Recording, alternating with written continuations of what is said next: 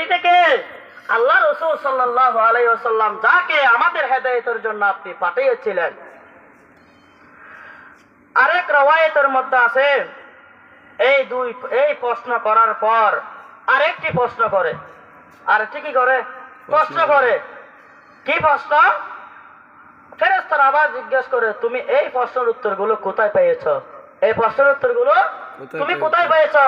তোমার রব আল্লাহ, তোমার দ্বীন ইসলাম, তোমার এই ব্যক্তি রাসূলুল্লাহ সাল্লাল্লাহু আলাইহি সাল্লাম দেখা মাত্রই চিনে ফেলেছো, এই প্রশ্নের উত্তরগুলো কোথায় পেয়েছো? এই কথা বলার সাথে সাথে তিনি উত্তরে বলে দেন, আমি দুনিয়ার মধ্যে আল্লাহর কোরআন পড়েছি, আমি আল্লাহর কোরআনের মধ্যে রসুলের নাম পেয়েছি। রসুলকে দেখি নাই, কিন্তু রসুলের নাম পেয়েছি। আমি কোরআন পড়েছি, রসুলের নাম পড়েছি, সেখান থেকে আমি রসুলের হাদিস শিক্ষা গ্রহণ করেছি। আমি কোরআন এবং হাদিসের মতো আমল করে, সেগুলো ভালোভাবে পড়ে, সেগুলো মতো আমল করে আমি কবরের মধ্যে 3টা প্রশ্নের উত্তর আমি শিখে আমি আজকে আপনাদের সামনে উপস্থিত হলাম। সুবহানাল্লাহ। 3টি প্রশ্ন আমি কোরআন এবং হাদিস পড়ে 3টি প্রশ্নের উত্তর আমি রেডি করেছি। উত্তর রেডি করার পর আজকে সশরীরে আমি আপনাদের সামনে হাজির হয়েছি। এই কথা বলার পর আল্লাহ পাক রব্বুল আলামিন আসমান থেকে ডাক দিয়ে বলেন, হে ফেরেশতারা, আমার বান্দা সত্য বলেছে। আমার বান্দা কি বলেছে? সত্য বলেছে। আমার বান্দার কবরের মধ্যে জান্নাতের বিছানা বিছায়া দাও। শরীরের মধ্যে যেই কাপড় পরিধান করানো আছে সেই কাপড় খুলে নাও। তার আমার বান্দার এই বান্দার গায়ের মধ্যে জান্নাতের পোশাক পরিধান করাইয়া দাও। এরপর বলেন, আমার বান্দার কবরকে কবরের সাথে জান্নাতের দরজা পিট করিয়া দাও। কি দরজা? জান্নাতের দরজা পিট করিয়া দাও। এরপর কবরকে হুকুম করে, হে কবর, তুমি প্রশস্ত হয়ে যাও, এতটুকু প্রশস্ত হয়ে যাও। আমার বান্দা এক চোখ পরিমাণ যতটুকু দেখে ততটুকু পর্যন্ত প্রশস্ত হয়ে যাও। সুবহানাল্লাহ। তাহলে যদি যে বান্দা, যে নেককার বান্দা কবরের মধ্যে 3টি সওয়ালের উত্তর দিতে পারবে, জবাব দিতে পারবে, তাহলে সাথে সাথে কবরের মধ্যে কবরের বিছানাকে জান্নাতের বিছানা দ্বারা বিছিয়ে দিবে। কবরের মধ্যে তার পরিধানের কাপড়গুলো খুলে জান্নাতের কাপড় পরিধান করে দিবে। 3 নাম্বার, তার কবরের সাথে জান্নাতের দরজা খুলিয়ে দিবে। 4 নাম্বার, তার কবরকে প্রশস্ত করিয়ে দিবে। আল্লাহ তাআলা আমাদেরকে ওই 3টি প্রশ্নের উত্তর রেডি করে দুনিয়া থেকে যাওয়ার তৌফিক দান করুক। বলেন আমিন। আমিন।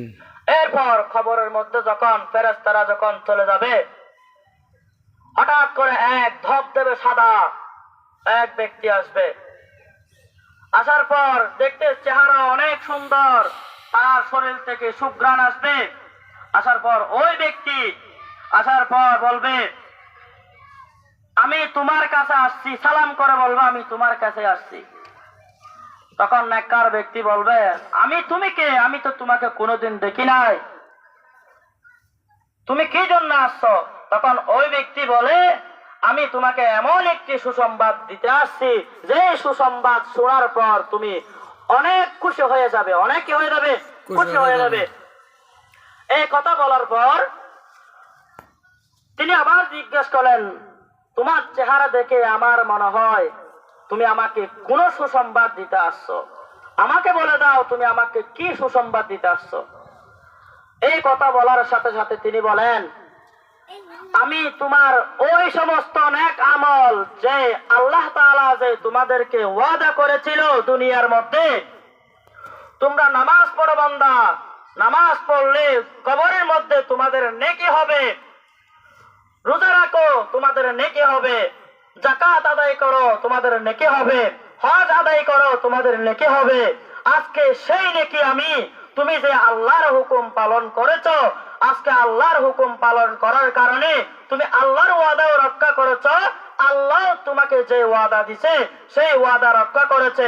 আমি ওই সমস্ত তোমার দুনিয়ার নেক আমল আজকে একত্রিত হয়ে আজকে তোমাকে রক্ষা করার জন্য আমি তোমার ঢাল হিসাবে আমি তোমার সামনে আসছি। সুবহানাল্লাহ। সুবহানাল্লাহ। তাহলে এই আমলগুলো কবরের মধ্যে, এই আমলগুলো কবরের মধ্যে আমাদের জন্য, আমাদের ডাল হিসাবে আমাদেরকে রক্ষা করবে। এবং তিনি বলবেন, এই আমল ভালো নেক আমলগুলো দেখে বলবে, নেককার ব্যক্তি বলবে, হে আল্লাহ, তুমি আমার জন্য কিয়ামত কায়েম করে দাও, আমার জন্য কি করে দাও, কিয়ামত কায়েম করে দাও। কেন কিয়ামত কায়েম করার জন্য বলেছেন? হে আল্লাহ, আমি যেন আমার পরিবার পরিজন ধন সম্পদের সাথে কিয়ামতের ময়দানে যেন দেখা করতে পারি, সেজন্য কি করে দাও, কিয়ামত কায়েম করে দাও। নেককার ব্যক্তি কোনো ভয় নাই, কিয়ামত চাইতেছে আল্লাহ থেকে। আর যারা এই কথাগুলো বলতেছিল রাসূল সাল্লাল্লাহু আলাইহি সাল্লাম ওই আনসারী সাহাবীর কবরের পাশে দাঁড়িয়ে, এরপর বদকারদের বর্ণনা দিতেছেন। বদকাররা কিভাবে মৃত্যুর সময় কিরকম হবে? বদকারদের যখন মৃত্যুর অবস্থা হয়ে যাবে, তখন আসমান থেকে জাহান্নাম থেকে কিছু ফেরেশতা আসবে, যে ফেরেশতা থাকবে অনেক কালো, তাদের শরীর থেকে দুর্গন্ধ, পচা দুর্গন্ধ বাহির হবে। এমন ফেরেশতা আসার পর তারা থাকবে অনেক দূরে, আশেপাশে আসবে না, ওই বদকার আশেপাশে আসবে না। এরপর জিবরাইল হযরত আজরাইল আলাইহিস সালাতু ওয়াস সালাম তার মাথার পাশে এসে বসবে।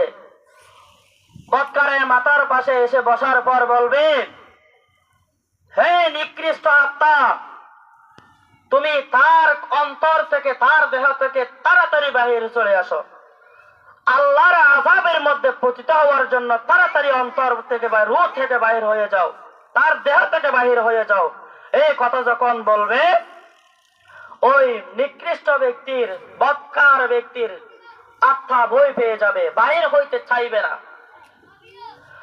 তখন আল্লাহ রাসূল সাল্লাল্লাহু আলাইহি ওয়াসাল্লাম বললেন, হে সাহাবায়ে কেরাম, যখন ওই বদকার ব্যক্তির রূহটা যখন বাহির হইতে চাইবে না, তখন জিবরাইল আলাইহিস সালাতু ওয়াস সালাম তার হাত ঢুকাই দিয়ে জোর করে তার আত্মা বাহির করে নিয়ে আসবে।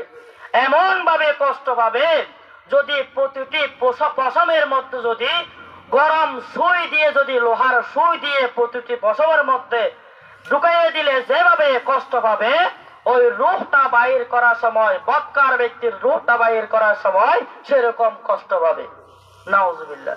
তাহলে বদকার ব্যক্তি যখন রূহটা বাহির করবে কষ্ট পাবে, এরপর আসমানের দিকে নিয়ে যাবে, আসমানের দরজা খোলা হবে না। আল্লাহ তাআলা বলে দিবে, আল্লাহ তাআলা বলেছেন, এখানে একটা আয়াত বলেছেন, বদকার যারা নাকি আল্লাহর সাথে শিরিক করবে, আল্লাহর সাথে শরীক করে, তাদেরকে আল্লাহ পাক রব্বুল আলামিন উপর থেকে নিচে মারবে, নিচে মারবে। তো আসমান থেকে যখন আসমানের দরজা খোলা হবে না, ওই বদকারদেরকে আল্লাহ পাক রব্বুল আলামিন, ফেরেশতারা বলবে, আমরা আসমানের দরজা খুলতে পারবো না। তখন আল্লাহ তাআলা বলবে, এই রূহটাকে আবার দুনিয়ার কবরের মধ্যে রেখে আসো। এই রূহটাকে কোথায় রেখে আসো? দুনিয়ার কবরের মধ্যে রেখে আসো। দুনিয়ার কবরের মধ্যে ফেরেশতারা রাগের মাথায় আর দুনিয়ার কবরের মধ্যে সসম্মান আনবে না, সেখান থেকে ফেলে দিবে, আসমান থেকে করবে ফেলে দিবে। আসমান থেকে যখন রূহটা ফেলে দিবে, ওই রূহটা দুনিয়ার মধ্যে, এক হাদিসের বর্ণনার মধ্যে আসছে, ওই রূহটা জমিনের মধ্যে আসার আগে আগে ধ্বংস হয়ে যাবে। কি হয়ে যাবে? ধ্বংস হয়ে যাবে।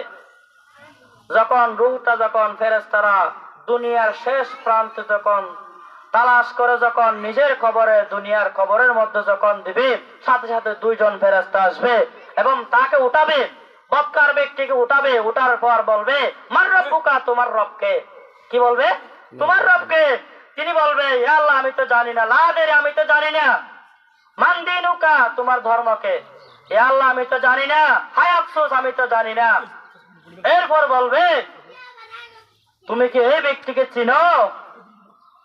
তখন তিনি বলবে, আমি তো এই ব্যক্তিকে তো কোনোদিন দেখি নাই, আমি তো চিনি নাই।